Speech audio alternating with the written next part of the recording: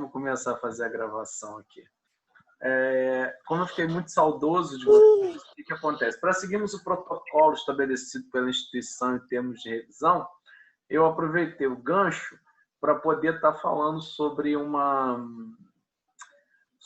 a revisão da aula. Eu gravei uma aula de revisão somente eu. Eu estou ficando tão autossuficiente que eu mesmo dou aula para mim mesmo. Olha como é que a coisa é legal, né?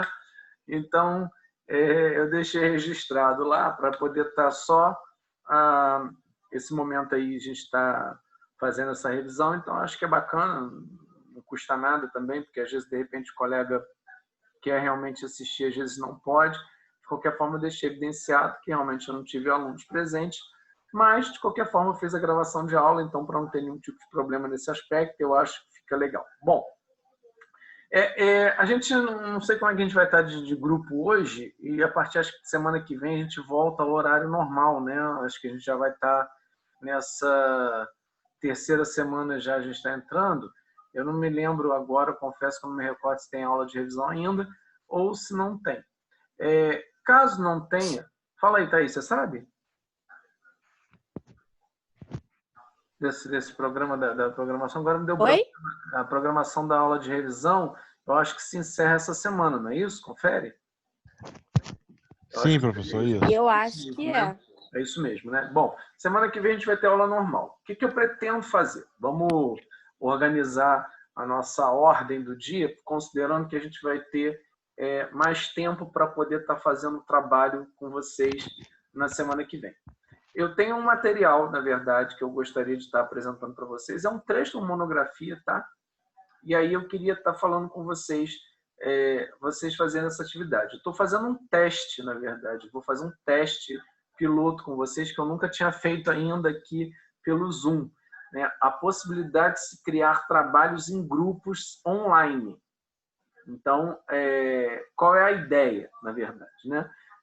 Nós vamos criar 2 grupos de trabalho sobre o mesmo trabalho, na verdade, vão avaliar períodos diferentes, né? A gente vai ter um trabalho, é uma monografia e dentro dela tem um balanço, um DRE e tal.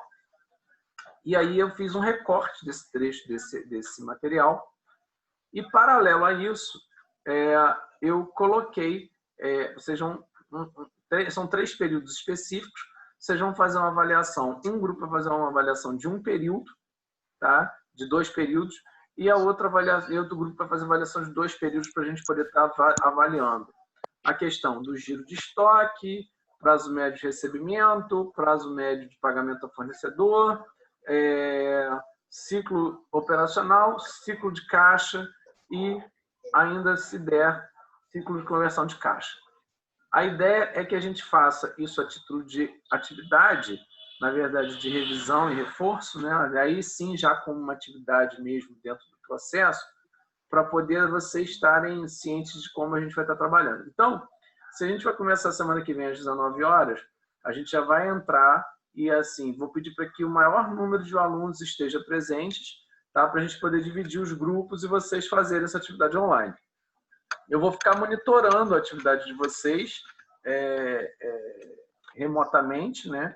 Então, eu vou estar aqui acompanhando vocês e eu quero que vocês aí discutam entre si e se organizem dentro dos grupos, tá? Eu confesso que eu ainda não tinha feito esse teste, eu até vou descobrir isso agora, porque eu não tinha visto ainda, e aí eu até criei aqui 2 salas de grupos, e aí eu coloquei uma situação aqui, eu só não sei como é que, teoricamente, nós temos aqui 9 participantes.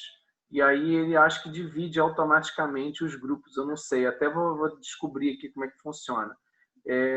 Mas aí a tela cria esse espaço e aí depois, até se for o caso no finalzinho da aula, a gente faz esse teste só para ver como é que fica essa organização. E aí a gente vai fazer esse trabalho vai ser feito pelo grupo que está participando e o grupo participante vai depois, um dos representantes do grupo vai postar a atividade no AVA, ok?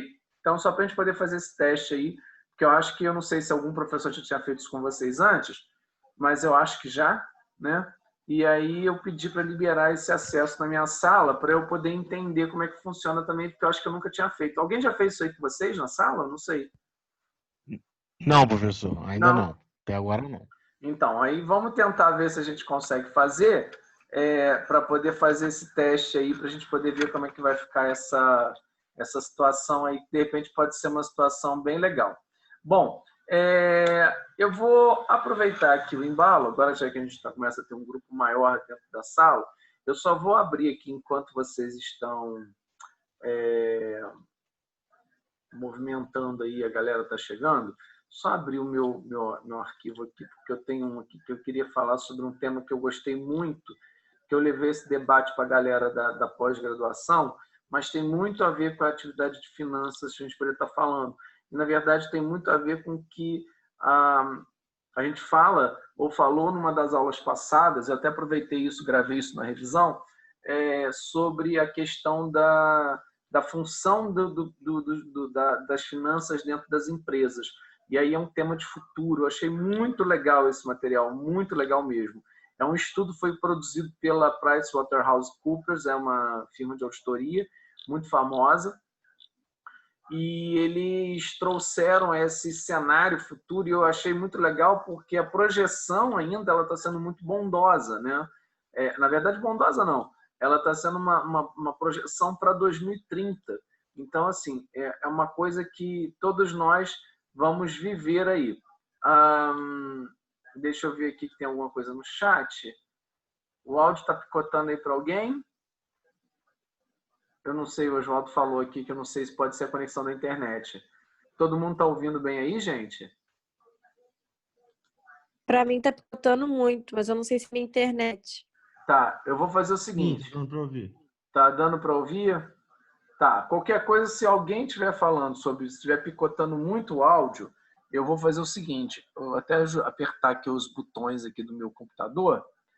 Bruna, agora tá me ouvindo melhor?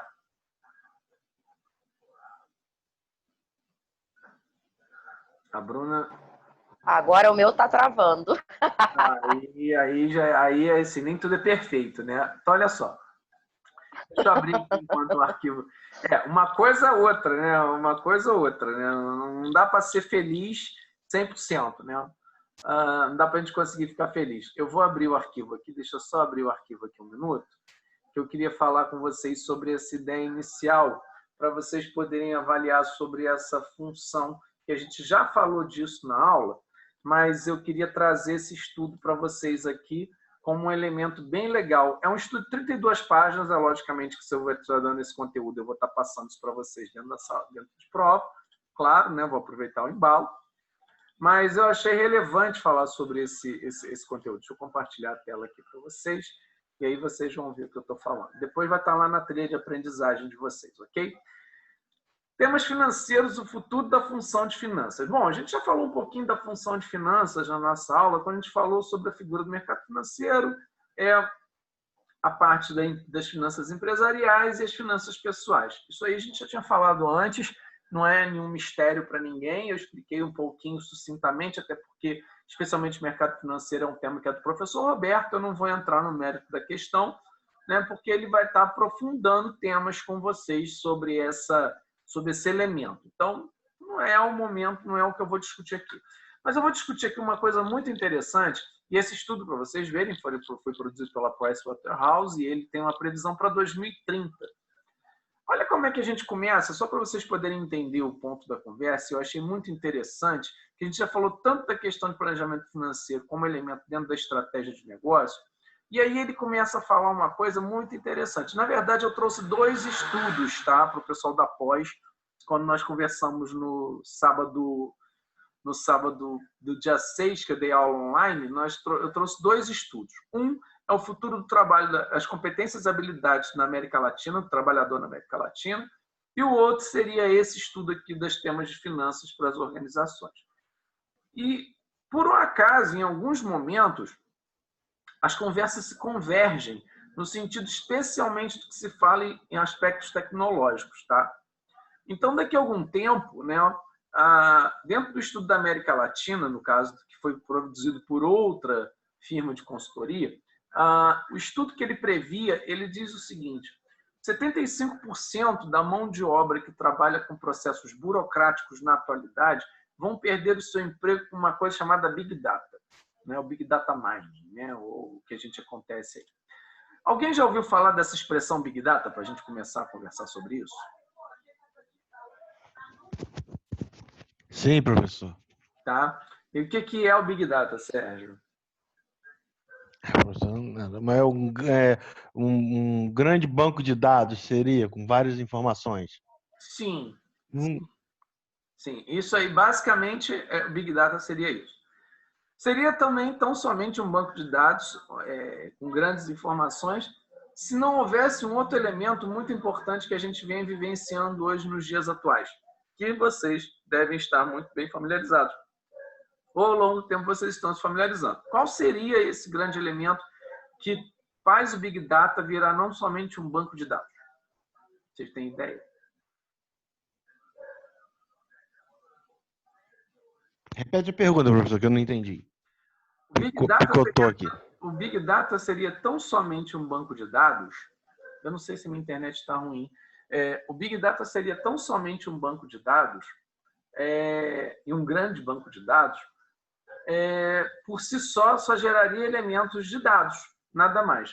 Mas ele se tornou um grande diferencial hoje no mercado e nas organizações em função de um outro elemento que nós conhecemos muito, né, e que nós estamos começando a nos familiarizar muito bem com isso aí agora na atualidade. Vocês têm ideia do que vem a ser esse outro elemento?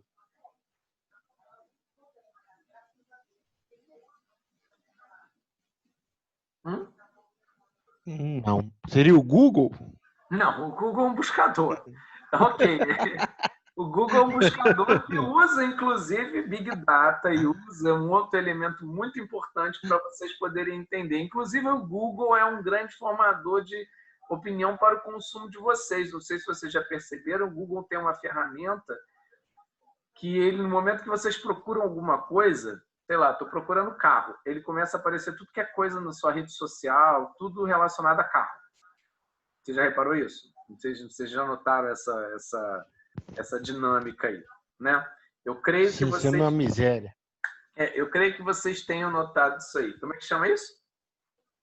Só que isso é uma miséria, que você pesquisa qualquer coisa num site de e-commerce, daqui a pouco tá aparecendo um monte de propaganda. Pois é, mas na rede social. Isso não é uma porca miséria, isso é uma estratégia. Isso é uma coisa, elemento que se soma a algoritmos e inteligência artificial, tá? Esse seria o novo elemento que a gente fala do Big Data, tá? Então, esse estudo provocado pela